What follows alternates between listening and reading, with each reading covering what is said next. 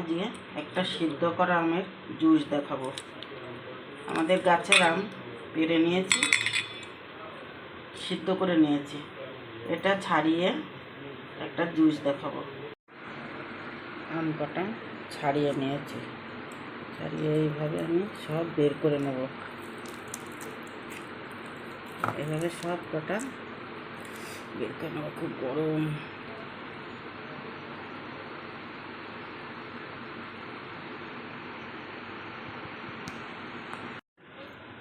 আম চারটে সিদ্ধ করে ভালো করে চোচা ছাড়িয়ে শাঁসটা বের করে নিয়েছি।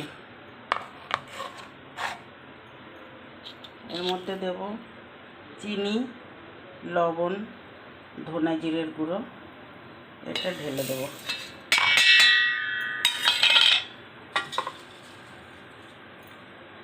দুটো কাঁচা লঙ্কা দিয়ে দেব, কিছু পুদিনার পাতা দিয়ে দেব।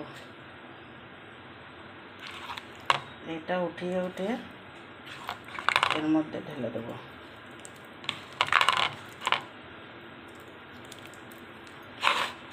আপনারা যে যেরকম চিনি খাবেন সেই আন্দাজে দেবেন। আমি একটু খাট্টা মিট্টা করব, চিনি একটু কম দিয়েছি।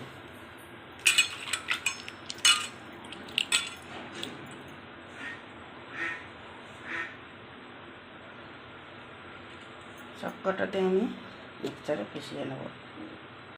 আমি একটু ফুড কালার একটু দিয়ে নেব, এতে একটু কালার আসবে। ব্যাস, দেখেন পিষাই করলে বাদ কি সুন্দর কালার এসেছে।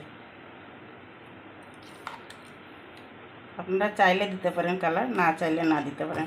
এটা দিলে সুন্দর কালার আসে। আর ওইটা কিন্তু আমি ভাজা ধনের আর জিরের গুঁড়ো দিয়েছি, কাঁচাটা দিইনি।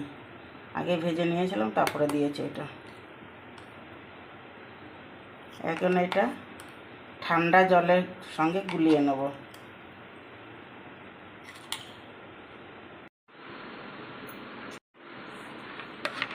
শরবতটা দেখুন সুন্দর হয়েছে দেখতে, খেতেও খুব সুন্দর ভালো হয়েছে। আপনারা চাইলে এর থেকে গাঢ়ও করতে পারেন, এর থেকে পাতলাও করতে পারেন। আমরা এইভাবে করলাম।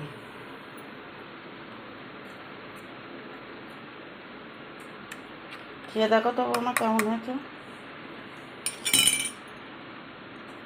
গুলিয়ে দেবো।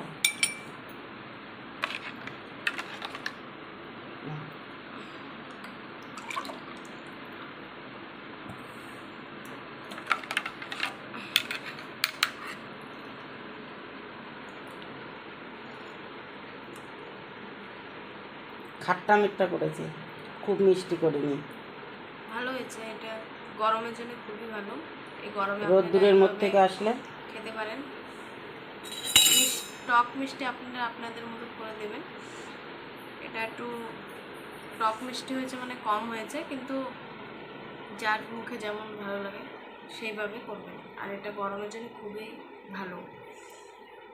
আর যা গরম পড়েছে, দুপুরবেলা বাড়ি আসলে 1 গ্লাস করে যদি এইটা থাকে আর কিচ্ছু লাগবে না, পুরো দেহটা শান্তি হয়ে যাবে।